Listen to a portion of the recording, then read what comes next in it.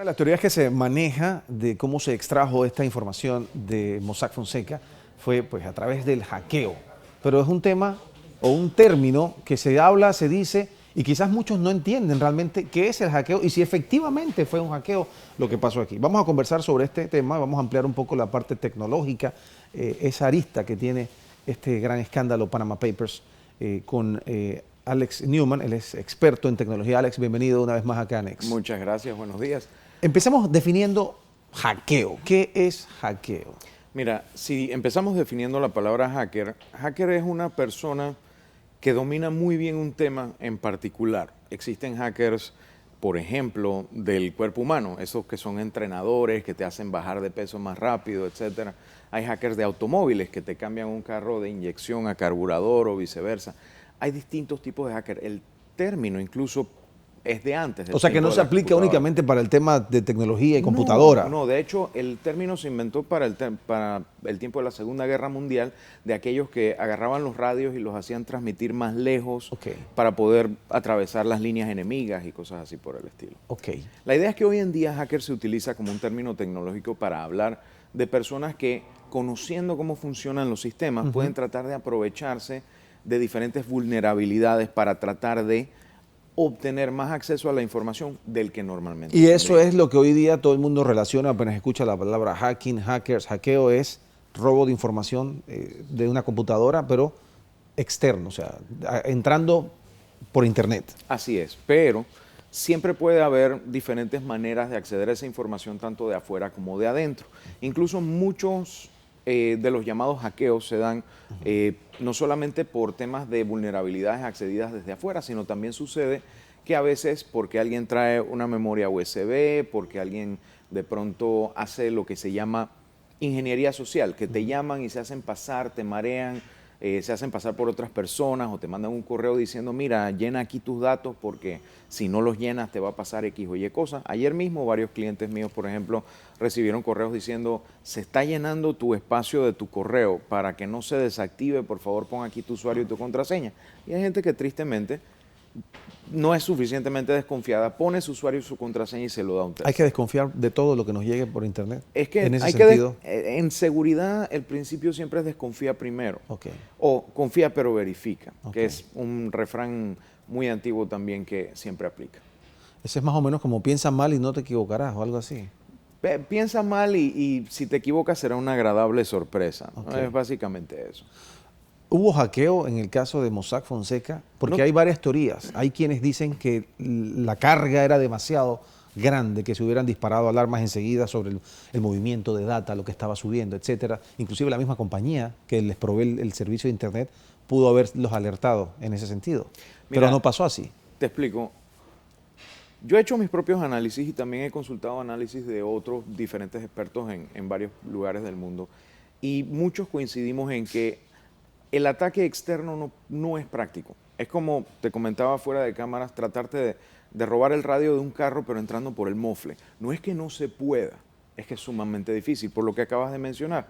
El proveedor que tú mencionas tiene alertas y en muchos casos he visto cuando alerta a clientes y dice, mira, hay un tráfico extraño, hay un tráfico diferente del normal, porque existen sistemas que están diseñados no solamente para ver eso, sino también para posible fraude telefónico o incluso también fraude del tipo de que a veces la gente comparte películas piratas y cosas así por el estilo. Ese tráfico normalmente no se analiza para ver qué es lo que está mandando la gente, pero sí la cantidad de tráfico que mandan generalmente puede ser indicativo de esto y nunca se dio ese tipo de alarma, hasta donde sabemos. Segundo, también la naturaleza de la información que estaba en diferentes sistemas hace difícil que tú puedas simplemente a través de un solo punto de entrada llevarte toda esa información. Sí puede servirte como quien... Perdón, ¿y en qué tiempo puedes hacer eso? No, eso hubiera... Considerando que estamos hablando aquí de 11 millones y medio de documentos. Eso hubiera demorado mucho más del año que lleva ahorita mismo ya el tema de la investigación, porque hasta donde sabemos, la fuga de información empezó hace un año y es hasta ahora que han estado empezando a recopilar y publicar esta información.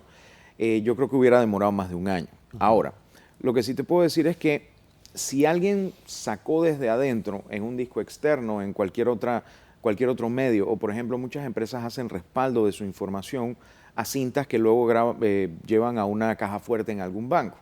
Muchas empresas hoy en día, y esto es cuestión de que todos pongamos nuestras bardas en remojo, están agarrando esos respaldos y mandándolos con un mensajero sin cifrar. Hacia allá iba. O sea, ¿qué podemos aprender de esta situación? Aunque todavía no se sabe exactamente cómo sucedió, pero ante las diferentes hipótesis que existen, ¿podemos aprender algo y actuar para nuestro propio beneficio y resguardar seguridad? Sí, hay muchísimas cosas que podemos aprender, pero si lo podemos resumir, te puedo decir, lo primero, tus sistemas de páginas web y de correo electrónico y demás deben estar lo más aislado posible de tus sistemas donde están tus documentos, tu contabilidad y toda una serie de cosas.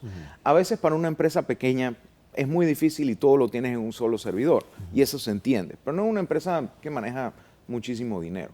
Así que tratar de compartamentalizar eso es ideal. Así un hackeo o cualquier otro tipo de problema en uno no te afecta en el otro. Segundo, y esto ya ha pasado, los dos sistemas vía web que tenía esta empresa para poder brindar servicios a sus clientes, ambos tenían vulnerabilidades que no habían sido parchadas en algunos casos en meses, en algunos casos en años.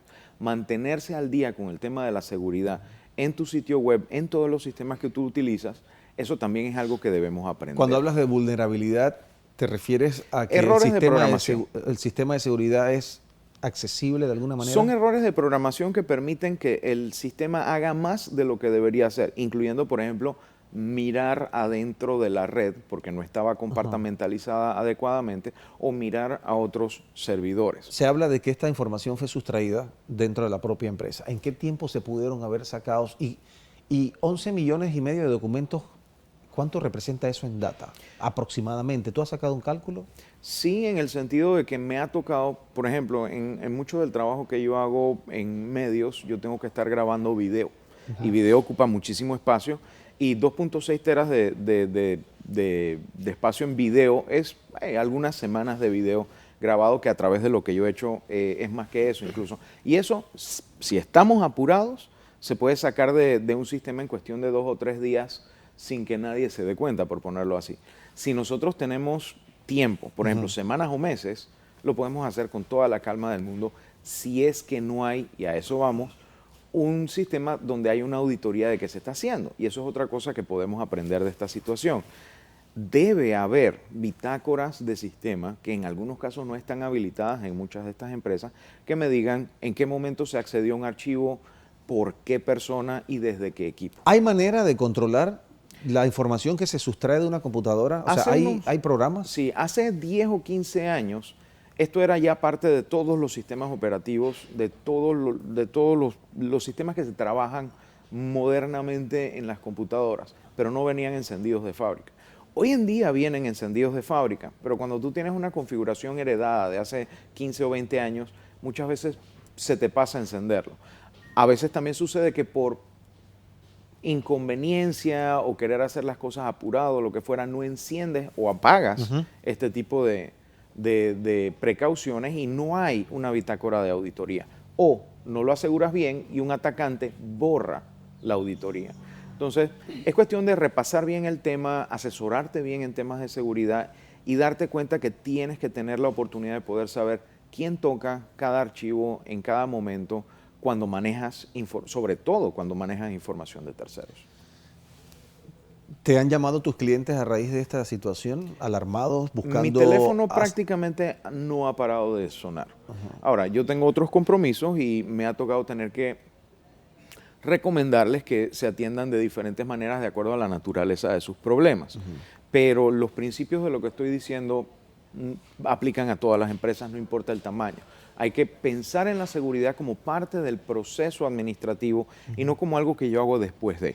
Muchas veces pasa que la gente dice, bueno, yo voy a poner un equipo para que mis usuarios no vean tal y tal y tal cosa. En una empresa que maneja este tipo de documentos tan sensitivos, generalmente tu enfoque debe ser al revés. La gente no tiene por qué estar viendo páginas web ni haciendo nada, excepto la página del banco, la página de tal instancia del gobierno, porque hay que reportar X o Y cosas.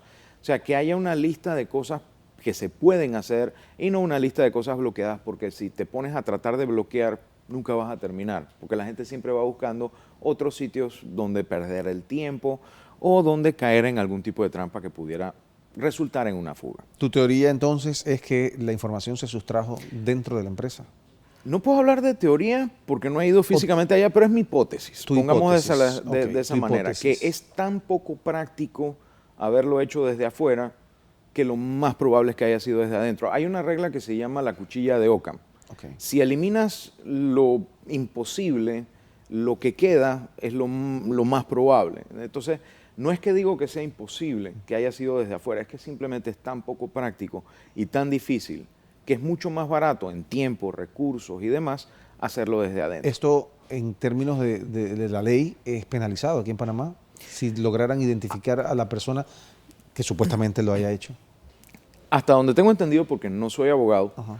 se violan cualquier cantidad de leyes comerciales, penales, civiles, de todo, porque primero que estás trabajando con información de una empresa. Segundo, información de una empresa de terceros. Tercero, estás usando un equipo de una manera para la cual no estás autorizado. O sea, muy posiblemente se han violado decenas de leyes. Al final del día, eso también habrá que lidiar con eso. Es un asunto también que es parte de y que probablemente haga más difícil cualquier tipo de investigación. Pero me siento hasta cierto punto un poquito tranquilo de que mi trabajo no es la parte legal, sino la parte tecnológica, que es mucho más sencilla. Y que simplemente es cuestión de seguir los principios que no son de ahora, sino de toda la vida, de manejar con cierto recelo la información y de pensar en la seguridad como parte del proceso y no como algo que haces después. Como te decía hace un rato, no me sirve de mucho cerrar la puerta del potrero cuando ya se me fue todo el ganado. Claro.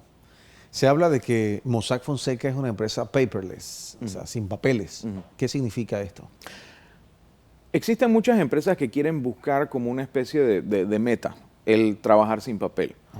Desafortunadamente no se puede porque todavía hay muchas otras empresas con las que tú tienes que lidiar que utilizan papel para X o Y motivo. Y en Panamá no se ha trabajado muy bien el concepto de la firma electrónica y de los certificados digitales. Y muchas veces incluso esos dos conceptos se confunden. Una firma electrónica es algo que dice que en efecto lo que tú estás entregando no ha sido alterado de ninguna manera, y un certificado digital es parte de lo que tú utilizas para eso. Es parte de temas de identidad electrónica, de toda una serie de temas que en Panamá no se ha manejado, yo creo que de la mejor manera. Y como eso no está estandarizado como debe ser, no está siendo aplicado en muchos lugares, entonces sucede que se retiene todavía la necesidad de tener papeles y notarios y toda una serie de cosas que mucha gente incluso sin saber confía más en un pedazo de papel con un garabato que puede ser falsificado relativamente fácil versus un algoritmo matemático que si tú no tienes acceso a una computadora de más de $100,000 no lo puedes ni alterar ni falsificar. Pero es cuestión de educación y eso vendrá en su momento. Como eso está pasando así, hay muchas empresas que todavía manejan algo de papel.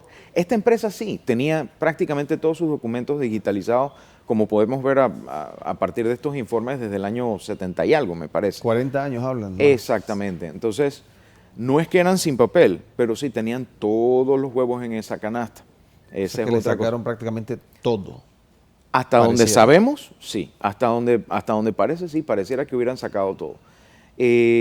Yo siento que muchas veces también no nos damos cuenta que dicen, bueno, entonces, pero ¿para qué tenemos todo guardado ahí, etcétera? Tristemente, si tú ves la parte de atrás del automóvil de muchos profesionales, no solamente de abogados, muchos profesionales de cualquier otra índole, tú te encuentras que en muchos casos nos llevamos información a la casa porque vamos a trabajar en la casa, vamos a trabajar en la noche, vamos a trabajar y no tomamos la precaución debida con esa información. Si la vamos a guardar, obviamente... ¿Cuál sería la precaución? A eso vamos. No todo el mundo puede viajar, digamos, en un carro blindado con una caja fuerte adentro del carro, pero sí la información que tú digitalizas o que tienes almacenada, por ejemplo, en una memoria USB, en un disco externo, la puedes cifrar. Los mismos sistemas, el Windows, el sistema operativo de Apple también, el macOS, todos tienen ya, hoy en día, herramientas que te permiten cifrar la información de manera que si alguien lo sustrae, no tiene cómo acceder a esa información sin una contraseña o sin algún tipo de llave. Incluso algunas computadoras, ya tú habrás visto, tienen para huella dactilar o cualquier otro tipo de sistema. Eso es como mínimo. Ya si quieres irte un paso más, existen sistemas que de hecho fueron mencionados en algunos de estos Mossack Fonseca Papers, que te permiten grabar la información cifrada de manera que si te piden una contraseña y tú la das, vas a ver parte de la información, pero no la información más sensitiva. Si das una segunda contraseña, entonces sí. Como una especie de compartimiento secreto dentro de ese cifrado. Ok, para compañías que manejen información sensitiva, como en este caso un bufete de abogados, ¿cuál es tu recomendación a raíz de lo que estamos viendo y lo que hemos experimentado en este momento? Asesórense bien, pidan más de una opinión si es posible y traten de que el proceso de seguridad sea algo cíclico.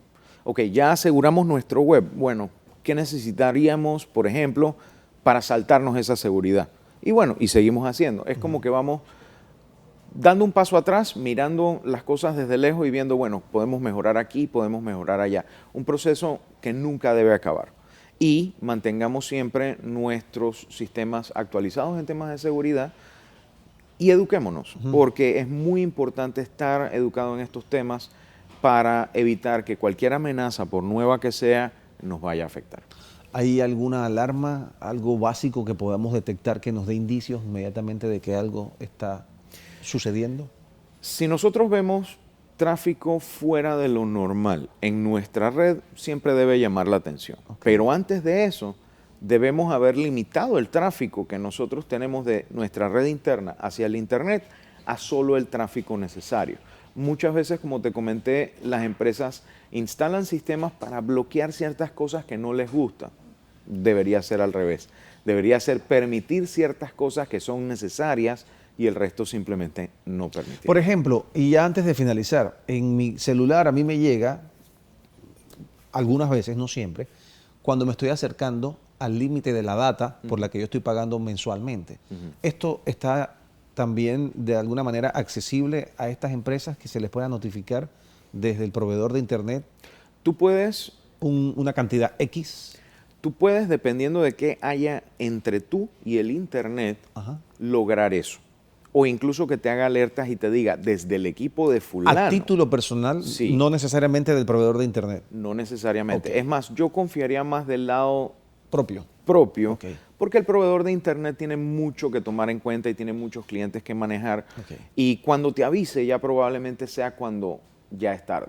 Okay. En el caso de tú poner controles internos, tú puedes saber incluso cuando un equipo está manejando más información de lo que debiera en cuanto a transmitir o recibir más información de lo Inclusive regular. Ese aparato te marca si alguien sustrae data de la computadora. Depende de qué tan surrepticioso puede ser la persona. Sí te puedo decir que en muchas empresas, cuando llegan a cierto tamaño, se utilizan servidores que lo que hacen básicamente es servir como un repositorio de información de quién es quién. Y cuando tú vas a prender tu computadora te pregunta, hey, ¿quién es? Ah, es Alex. Pongo mi contraseña y entro, pero hay una bitácora que dice a qué hora entré, a qué entré, qué hice.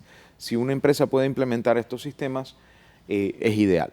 Hay incluso sistemas que me tocó ver en una feria tecnológica recientemente, que te permiten identificar por el número de serie del equipo, deshabilitarte ciertas opciones, por ejemplo, que puedas meter una memoria USB y llevarte las cosas. Hay de todo. En el mercado de seguridad hay de todo. Ok, todos equipos te registran toda esta actividad, la bitácora, etcétera, pero te envían esa información a un lugar específico para que tú no tengas necesidad de buscarla, o tienes que buscarla tú y averiguar qué está pasando. Todo es posible en el sentido de que tú puedes almacenar la información para tú buscar cualquier patrón después que ya sucedió. Okay. Pero asimismo también puedes configurar alertas que te digan, mira, cuando alguien enchufa un equipo cuyo número de serie no está en esta lista a una de estas ubicaciones, mándame una alerta y ponme ese... Por lo que entiendo, entonces, hay muchas maneras entonces de poder, quizás no al 100%, gratis, pero controlar bastante. Y de todo hay en medio. Muy bien. Alex Newman, experto en tecnología. Gracias por pasar por acá, Alex, y pues ilustrarnos un poco sobre este tema.